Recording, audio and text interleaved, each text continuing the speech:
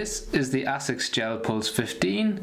It retails at $100, and this is the Asics Gel Cumulus 26, and it retails at $150. In this video we're going to explain the difference between the two shoes, which we classify as beginner shoes from the Asics range, and break down why each shoe is different in terms of cushioning, fit and durability, and try and justify whether it's worth the extra $50 in price for what we classify as a cheap versus a premium shoe in the Asics range. The first thing we're going to talk about is the cushioning in the Pulse 15.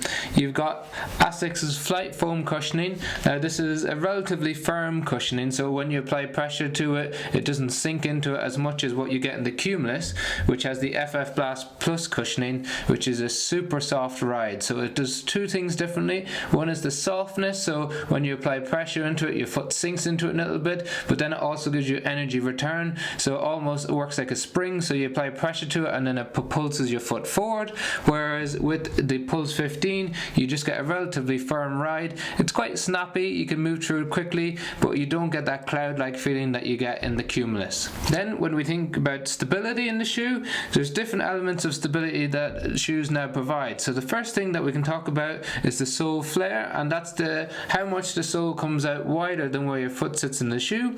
We can see in the Cumulus it comes out quite wide to give you an extra base of support. It has a little bit of sole flare on the Gel Pulse, but not as much, so therefore it won't be as stable as what you get in the Cumulus.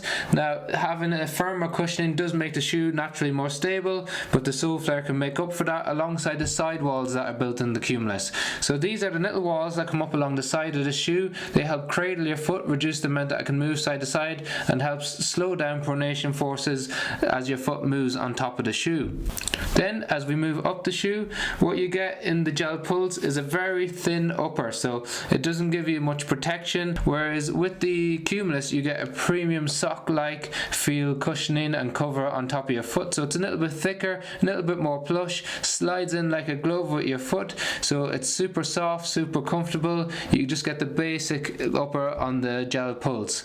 In addition to that, as you move up the shoe, you've got a gusseted tongue on the Cumulus, which means it's stitched in so it doesn't move side to side, and it's quite thin, more like a racing shoe, where it's padded and non-gusseted in the Pulse, and that's something that you typically see in the cheaper versions of the shoes. So overall, what you get with one shoe versus the other is the Cumulus is a bit softer, a bit more energy return, and a little bit more stable with a plush feel on top.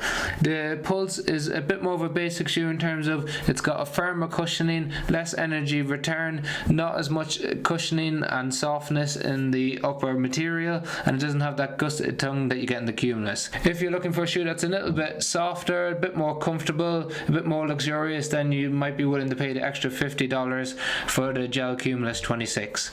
If you've got any questions on either shoe, please leave them in the comment section below. If you found the video interesting or helpful, please like and subscribe to the channel.